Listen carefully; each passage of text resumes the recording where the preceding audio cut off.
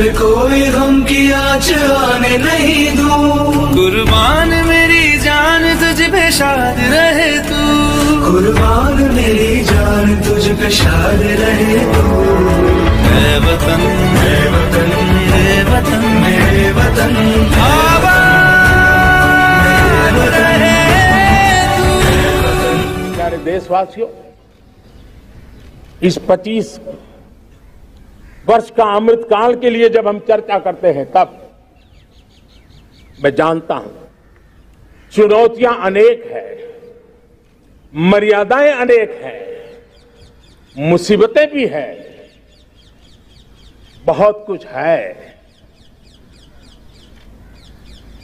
हम इसको कम नहीं आंकते हैं, रास्ते खोजते हैं, लगातार कोशिश कर रहे हैं, लेकिन 2 विषयों को तो मैं यहां आज चर्चा करना चाहता हूं। चर्चा अनेक विषयों पर हो सकती है, लेकिन मैं अभी समय की सीमा के कारण 2 विषयों पर चर्चा करता हूं।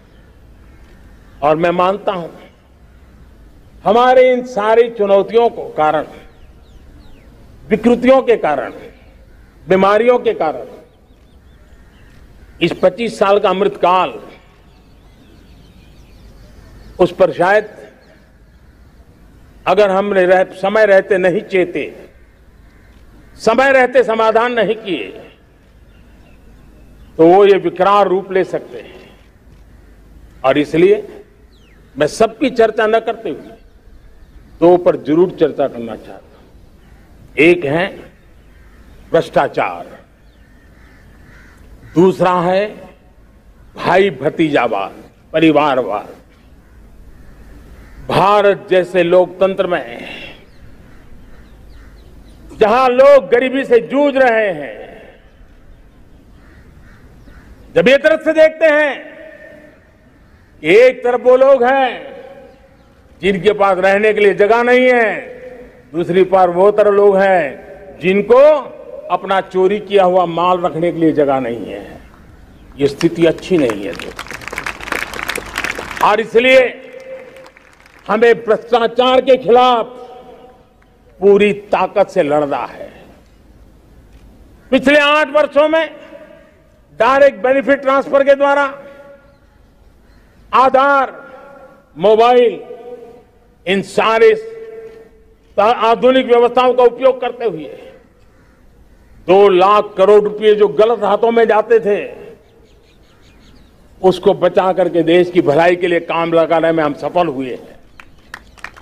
जो लोग पिछली सरकारों में बैंकों को लूट लूट करके भाग गए, उनकी संपत्तियां जब्त कर करके वापस लाने की कोशिश कर रहे हैं। कईयों को जेलों में जीने के लिए मजबूर करके रखा हुआ है। हमारी कोशिश है जिन्होंने देश को लूटा है उनको लौटाना पड़े, वो स्थिति हम पैदा करेंगे। भाइयों बहनों, अब भ्रष्टाचार के खिलाफ मैं साफ देख रहा हूं कि हम एक निर्णायक कालखंड में कदम रख रहे हैं। बड़े बड़े चमरबंदी भी बच नहीं पाएंगे। इस मिजाज के साथ भ्रष्टाचार के खिलाफ एक निर्णायक कालखंड में अब हिंदुस्तान कदम रख रहा है। और मैं लाल किले की प्राचीर से बड़ी जिम्मेवारी के साथ कह रहा हूं। और इसलिए भाइयों बहनों, भ्रष्टाचार दीमक की तरह देश को खोखला कर रहा है। मुझे इसके खिलाफ लड़ाई लड़नी है, लड़ाई को तेज करना है, निर्णायक मोड़ पे लेकर के ही जाना है। तब मेरे 130 करोड़ देशवासी, आप मुझे आशीर्वाद दीजिए, आप मेरा साथ दीजिए। मैं आज आपसे साथ मांगने आया, आपका सहयोग मांगने आया हूं, ताकि मैं इस लड़ाई को लड़ पाऊं, इस लड़ाई को देश जीत पाए और सामान्य नागरिक की जिंदगी भ्रष्टाचार ने तबाह करके रखी हुई है। मैं मेरे इन सामान्य नागरिक की जिंदगी को फिर से शान बान शान के लिए जीने के लिए रास्ता बनाना चाहता हूं। और इसलिए मेरे प्यारे देशवासियों,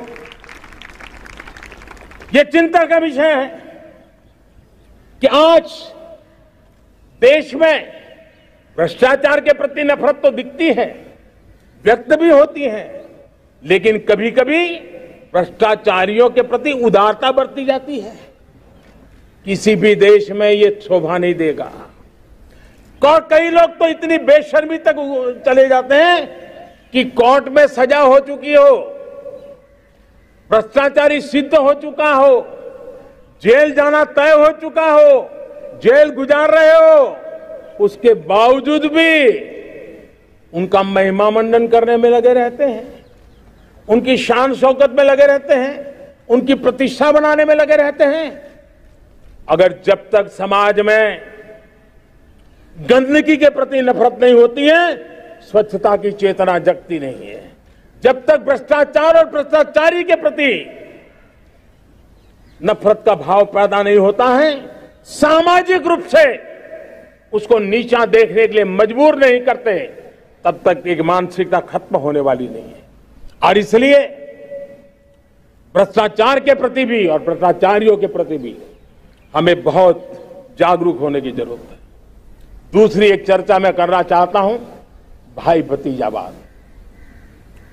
और जब मैं भाई भतीजावाद, परिवारवाद की बात करता हूं तो लोगों को लगता है मैं सिर्फ राजनीतिक क्षेत्र की बात करता हूं। जी नहीं, दुर्भाग्य से राजनीतिक क्षेत्र की उस बुराई ने हिंदुस्तान की हर संस्थाओं में परिवारवाद को पोषित कर दिया है।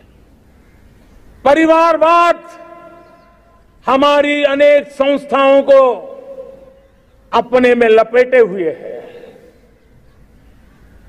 और उसके कारण मेरे देश की टैलेंट को नुकसान होता है, मेरे देश के सामर्थ्य को नुकसान होता है। जिनके पास अवसर की संभावनाएं हैं वो परिवारवाद, भाई भतीजे के बाद बाहर रह जाता है। भ्रष्टाचार का भी कारण ये भी एक बन जाता है ताकि उसका कोई भाई भतीजे के कार्य आसरा नहीं है तो लगता है चलो भाई कहीं से खरीद करके जगह बना लूं। इस परिवारवाद से, भाई भतीजावाद से हमें हर संस्थाओं में एक नफरत पैदा करनी पड़ी होगी, जागरूकता पैदा करनी होगी, तब हम हमारी संस्थाओं को बचा पाएंगे। संस्थाओं के उज्जवल भविष्य के लिए बहुत आवश्यक है। उसी प्रकार से राजनीति में भी परिवारवाद ने देश के सामर्थ्य को सबसे सारा अन्याय किया है। परिवारवादी राजनीति परिवार की भलाई के लिए होती है, उसको देश की भलाई से कोई लेना देना नहीं होता है। और इसलिए लाल किले की प्राचीर से तिरंगे झंडे के आन बान शान के नीचे भारत के संविधान का स्मरण करते हुए मैं देशवासियों को खुले मन से कहना चाहता हूं, आइए हिंदुस्तान के राजनीति के शुद्धिकरण के लिए भी, हिंदुस्तान की सभी संस्थाओं के शुद्धिकरण के लिए भी हमें देश को इस परिवारवादी मानसिकता से मुक्ति दिला करके योग्यता के आधार पर देश को आगे ले जाने की ओर बढ़ना होगा। यह अनिवार्यता है, वरना हर किसी का मन कुंठित रहता है कि मैं उसके लिए योग्य था, मुझे नहीं मिला क्योंकि मेरा कोई चाचा, मामा, पिता, दादा, दादी, नाना, नानी कोई वहां थे नहीं। ये मनस्थिति किसी भी देश के लिए अच्छी नहीं। मेरे देश के नौजवानों, मैं आपके उज्जवल भविष्य के लिए, आपके सपनों के लिए, मैं भाई भतीजावाद के खिलाफ लड़ाई में आपका साथ चाहता हूं। परिवारवादी राजनीति के खिलाफ लड़ाई में मैं आपका साथ चाहता हूं। ये संवैधानिक जिम्मेवारी मानता हूं मैं, ये लोकतंत्र की जिम्मेवारी मानता हूं मैं, ये लाल किले के प्राचीर से कही गई बात की ताकत में मानता हूं और इसलिए मैं आज आपका अवसर चाहता हूं। हमने देखा पिछले दिनों खेलों में, ऐसा तो नहीं है कि देश के पास पहले प्रतिभाएं नहीं रही होंगी, ऐसा तो नहीं है कि खेलकूद की दुनिया में हिंदुस्तान के नौजवान, हमारे बेटे बेटियां कुछ कर नहीं सकते, लेकिन सिलेक्शन भाई भतीजेवाद की चैनल से गुजरते थे और उसके कारण वो खेल के मैदान तक, उस देश तक तो पहुंच जाते थे। जीत हार से उन्हें लेना देना नहीं था, लेकिन जब ट्रांसपेरेंसी आई, योग्यता के आधार पर खिलाड़ियों का चयन होने लगा, पूर्ण पारदर्शिता से खेल के मैदान में सामर्थ्य का सम्मान होने लगा, आज देखिए दुनिया में खेल के मैदान में भारत का तिरंगा फहरता है, भारत का राष्ट्रगान गाया जाता है, गर्व होता है और परिवारवाद से मुक्ति होती है, भाई भतीजावाद से मुक्ति होती है, तो ये नतीजा। आपली बातमी आपल्या हातात. चॅनल शेअर करा, लाईक करा. Shabdganga news point channel subscribe करा. आपली बातमी आपल्या